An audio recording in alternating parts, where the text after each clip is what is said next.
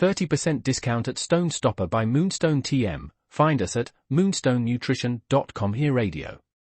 Stone Stopper by Moonstone TM is a doctor-developed, science-backed kidney health solution with 30 MEq of alkali citrate to prevent kidney stones. Available in powders and capsules. Enjoy an exclusive discount with my promo code moonstonenutrition.com. Here radio to get 30% discount. Other shows we have for you to enjoy at myclassicradio.net. The Avengers was most certainly not a household name in South Africa prior to the radio series. With no national television service until 1976, the mechanism simply was not present in the country to show television programs to mass audiences. While many other countries reveled in the filmed adventures of John Steed and Company, South Africa was not equipped to join in the fun. The series took Britain by storm and made a major impression in the American markets, being that greatest of rarities, a British series given a network transmission slot. However, as a filmed series, rather than a videotaped one, The Avengers was able to gain a modicum of exposure in South Africa through film rentals. Come and listen at myclassicradio.net.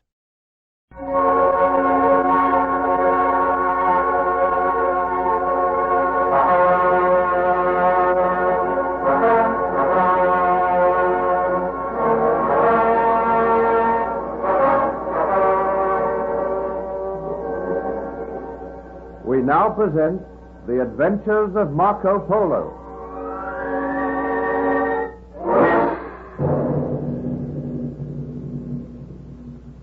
Marco Polo and his companions were released from their dungeon and taken before the great Khan, who seemed to be well impressed with them. He granted them their lives for a further 3 days, and he gave them money to spend. The Venetians were astonished to see paper for the first time, and they were probably the first men of the Western world to behold paper currency. Amongst other things, they observed the Chinese water clock, by which the ancients marked the time. Marco Polo and his companions were taken to their quarters in the palace, and they were each given separate rooms. Marco Polo was astounded at the richness of the carpet in his room, which covered a huge space, and which was woven in silk, golden, and silver thread. While Marco Polo was ruminating on his plight, the Princess Zelana entered the room, and told him she had a scheme whereby he might win the friendship of the great Kubla Khan.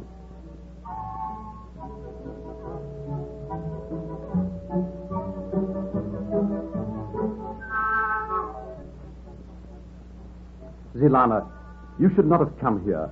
If they find you, it means certain death for both of us. They will not find me here. If the great Marco Polo is afraid... Oh, not for myself, but for you. We are safe.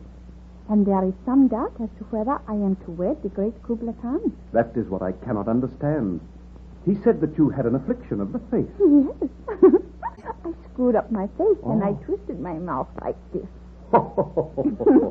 Zelana. He was astonished when he lifted my veil and saw my face. I told him it was an affliction that came upon me occasionally. Do you not wish to marry the great Khan? No, I do not. But he can give you riches. All the women in the world would envy you. He has many wives. I am in love with you, Marco Polo. Oh, and I am in love with you, Zelana. But we must have a care. Hear me. I can have the wedding postponed for a while. But you must win the friendship of the great Khan. You must make him trust you. But how can I do that? He may decide to put me to death in 3 days' time. If the Khan decides not to marry me, he will bestow me on one of his gentlemen. And if you win the favor of the Khan, you might ask for my hand in marriage. I would probably be killed for my presumption. Oh, I do not think you love me anymore, Marco Polo. Oh, I do love you, Zelana, but this scheme is madness. If the great Khan decides not to marry me, he may bestow my hand on Vanchu. And I do not like that man. He has a drooping black mustache. It waves when he talks. Oh, I cannot say that I like Vanchu myself. Now listen to me. Vanchu's Aunt Bruza is an old hag. She is in charge of the ladies of the Khan's palace. She is a sister of the Khan. Well? Vanchu has designs upon the throne.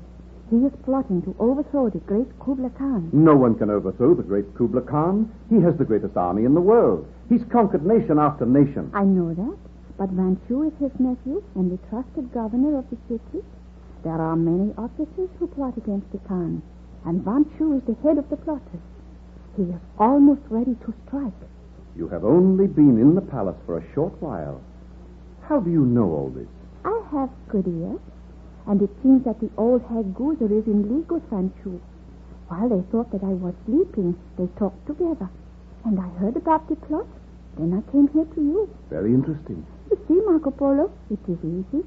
You have only to tell the great Khan about this plot, and he will be your friend for life. Will he take my word against that of Vanchu? I will have to prove that Vanchu is plotting. Mayhap I will be able to obtain the proof for you. It is worth trying. Now take me in your arms. Ah. Tell me that you still love me, Marco Polo. I do love you, Zilana. But you must go now. Someone might come here. Yes, I know. They are looking for me. This means that they will try to kill us both, but I will defend you with my life. No, Marco. No, you seat yourself there on the silken divan. I will elude them. We will meet again soon. Princess Zilana, she must be found. Greetings, Excellency. Whom do you seek? Are you deaf, Marco Polo? Have you not heard the servants calling for the Princess Zilana? I did hear some noise, but why have you come here? Do you think I am hiding the Princess Zilana? You paid much attention to the princess on the journey from Persia. Mayhap she has fallen in love with you. You men search this room. This is an insult, Vanchu.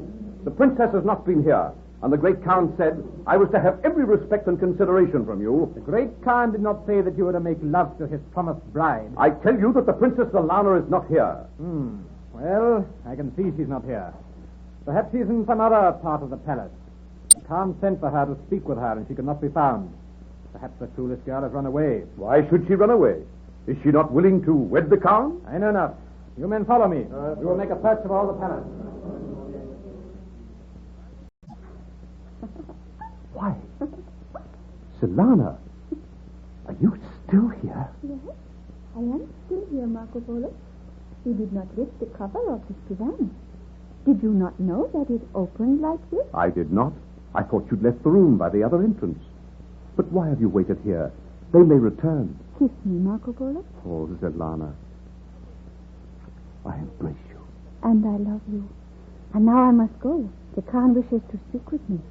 But remember, Marco Polo, we must prove something against Vanchu. Then you may win the friendship of the Khan.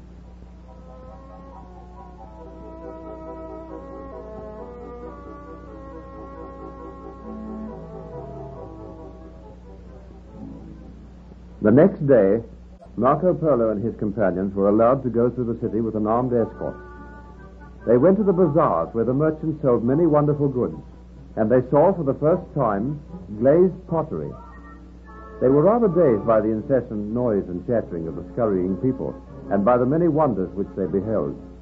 With their paper money they purchased some trinkets. After a while they returned to the palace garden, and there, in the great park, they sat beneath the shade of one of the trees.